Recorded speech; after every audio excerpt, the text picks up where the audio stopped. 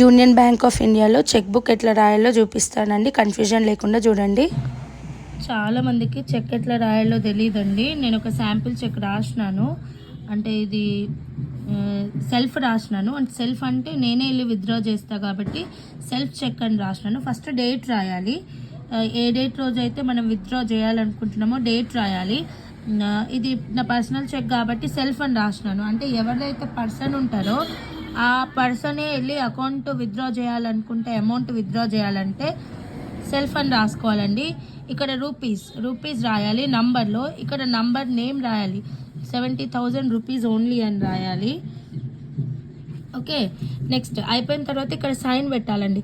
ఈ సైన్ కూడా ఎట్లా పెట్టాలంటే మనకి ఏదైతే బ్యాంక్ అకౌంట్లో ఉంటుందో, ఎవరైతే చెక్ ఎవరైతే ఇస్తున్నారో వాళ్ళు ఎగ్జాక్ట్ సైన్ పెట్టాలి. బ్యాంక్ అకౌంట్ అప్పుడు ఎలా సైన్ పెట్టారో అలా. తర్వాత వెనుక కూడా సైన్ పెట్టాలండి, ఓకేనా? వెనుక కూడా సైన్ పెట్టి ఇవ్వాలి. అది ఎందుకు పెట్టున్నావు? ఇది ఇగో ఇప్పుడు వేరే వాళ్ళకి చెక్ ఇచ్చేటప్పుడు ఎట్లా రాయాలో చెప్తాను, వాళ్ళ నేమ్తో ఎట్లా రాయాలో, ఓకేనా? ఒక విత్డ్రా చేస్తున్నాను, దానికోసం మీకు శాంపుల్ చూపిస్తాను. డేట్ ఎట్లా రాయాలంటే 2 డిజిట్లో రాయాలండి. ఈరోజు 5 డేట్, నేను 05 అని రాస్తున్నాను. మంత్ 12th మంత్, డిసెంబర్ కదా, 12th 1-2 అని రాస్తున్నాను. Year 2024, okay. ఈరోజు ఇయర్, ఓకే. నేను ఇది డాడ్ పేరు మీద రాస్తున్నానండి, డాడ్ పేరు.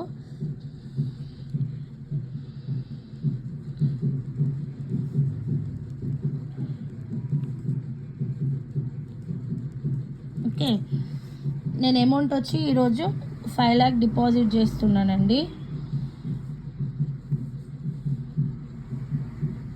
సారీ, డిపాజిట్ కాదు, విత్డ్రాయల్. అదే నేను అమౌంట్ రూపంలో ఇక్కడ రాస్తున్నాను.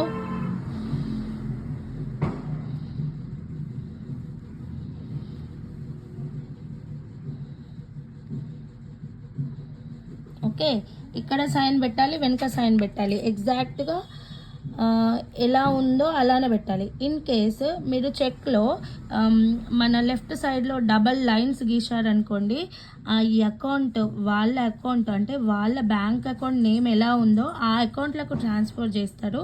ఇన్ కేస్ ఇక్కడ లైన్స్ పెట్టకపోతే డైరెక్ట్ ఆ పర్సన్కి మన చెక్ త్రూ 5 lakhs ఇస్తారండి, ఓకేనా? Thank you for watching. First time నా ఛానల్ చూస్తున్న వారు లైక్, షేర్ అండ్ సబ్స్క్రైబ్.